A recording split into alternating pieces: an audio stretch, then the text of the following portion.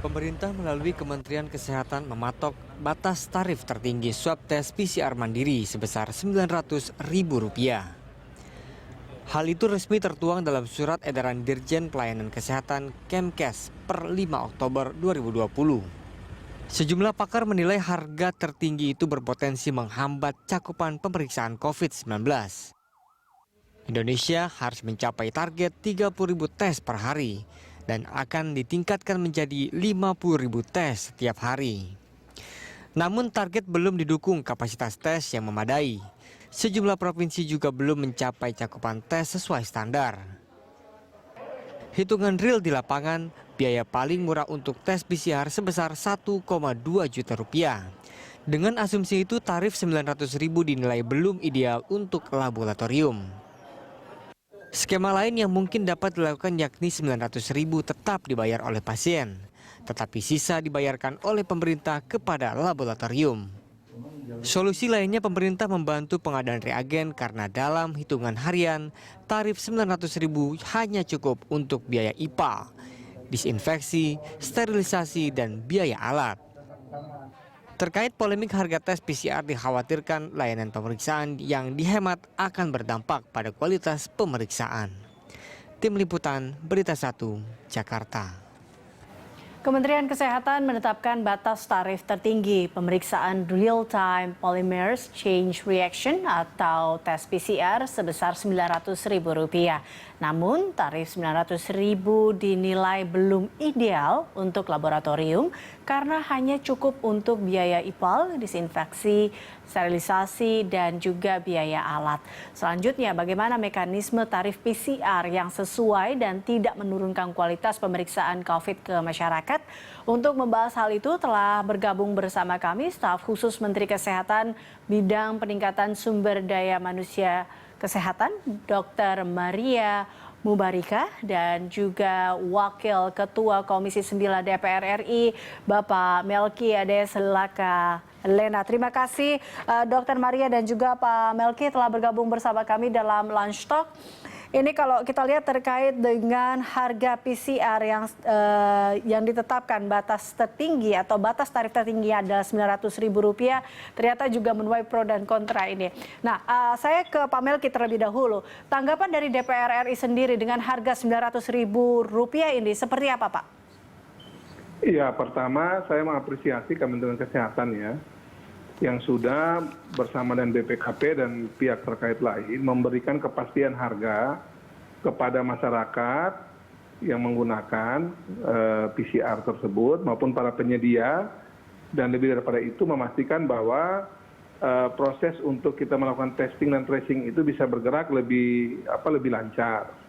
Kalau harganya itu masih kayak kemarin itu fluktuatifnya nggak jelas, ada yang 1,5, ada yang 2,5, ada yang 3 juta misalnya, tentu itu memberatkan masyarakat ya.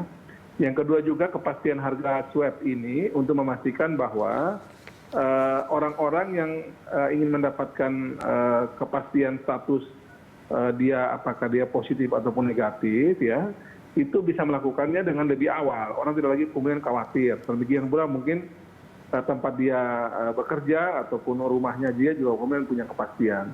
Dan yang ketiga itu menurut saya yang penting dari harga ini adalah memastikan agar orang-orang yang memang mau bekerja mempersiapkan ini juga punya kepastian.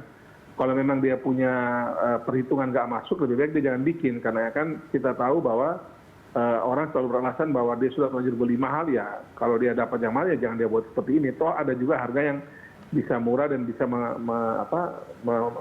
mencapai Rp900.000 perak, itu dia sudah untung kan. Nah ini yang perlu dipastikan, dan saya berterima kasih buat Kemenkes, BPKP yang sudah memutuskan harga tersebut, sehingga pasti buat kita semua.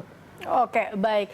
Saya ke Dr. Maria tadi menanggapi apa yang dikatakan oleh Pak Melki. Tujuan dari diturunkannya atau ditetapkannya batas tarif tertinggi pemeriksaan PCR menjadi Rp900.000 ini tujuannya cukup baik tentunya, di mana kita berharap bahwa masyarakat bisa mengetes dirinya lebih dulu sehingga bisa lebih tahu seperti itu. Nah, tapi juga kemudian yang muncul adalah bahwa Rp900.000 ini dinilai belum ideal, Bu. Bagaimana Dr. Maria tanggapan dari Kementerian Kesehatan sendiri?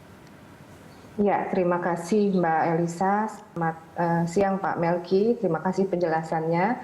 Ya, benar sekali bahwa penetapan harga dari Dirjen Pelayanan Kesehatan untuk batas tertinggi itu adalah ditujukan untuk pemeriksaan mandiri. Untuk orang-orang yang mau memeriksakan atas inisiatif sendiri. Jadi bukan orang masyarakat yang memang masuk dalam kontak tracing-nya dari close kontak atau bergejala COVID. Kalau untuk yang bergejala COVID atau masuk tracing itu semua ditanggung oleh pemerintah. Jadi yang dibatasi 900.000 itu hanya untuk pemeriksaan mandiri saja. Begitu Mbak Elisa. Oke, baik. Berarti kalau yang dibilang bahwa ini akan paling tidak memberatkan warga-warga kurang mampu, ternyata tidak ya, karena sebenarnya Tidak sama sekali. Bagi yang sudah ada informasi dari puskesmas ini tentunya akan ditanggung oleh pemerintah. Ya, betul.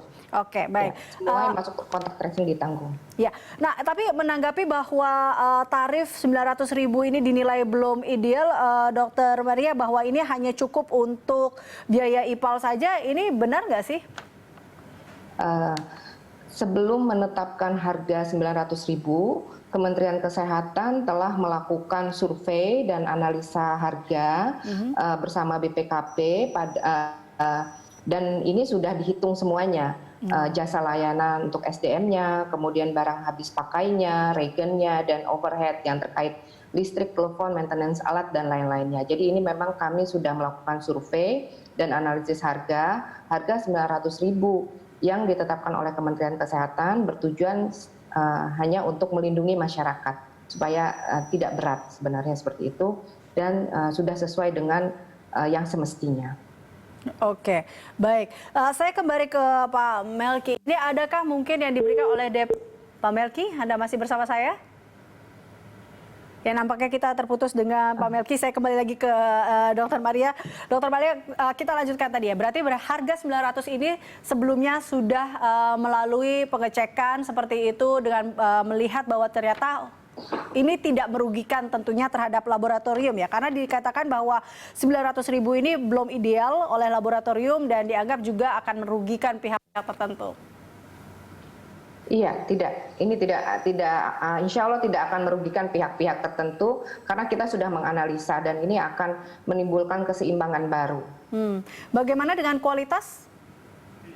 Kualitas ini sebenarnya tidak ada hubungannya karena kualitas untuk pemeriksaan PCR ini diawasi oleh Litbangkes dan sesuai dengan standar WHO. Jika yang tidak sesuai dengan quality control-nya ya tidak diberi izin. Jadi semua yang diberi izin adalah yang sudah sesuai dengan standar dan diawasi pengawasannya oleh Litbangkes juga Dinas Kesehatan setempat. Oke, baik. Dokter Maria tadi ya, bahwa kalau izin ini kan juga harus ada sosialisasinya terkait dengan batas tarif tertinggi ini. Karena kita lihat juga masih ada di beberapa tempat yang masih memberikan harga-harga yang belum mengikuti tarif ini. Ini bagaimana, Bu? Ya, untuk menjalankan peraturan Dirjen Pelayanan Kesehatan ini di sana di poin 4 juga dijelaskan bahwa pemantauannya, pembinaannya dan pengawasannya dilakukan oleh Dinas Kesehatan Provinsi atau kota kabupaten di tempat lab itu berada. Jadi dari Dinas Kesehatan harus terus memantau, kemudian ada pembinaannya juga dan ada pengawasannya agar ini bisa berjalan. Oke, baik. Kita akan membahas tadi terkait dengan pengawasan, apakah juga nanti akan ada pihak-pihak tadi ya, tidak hanya bagi puskesmas tempat, tapi apakah juga kita akan membahasnya. Dokter Maria usai jeda, pemirsa tetaplah bersama kami.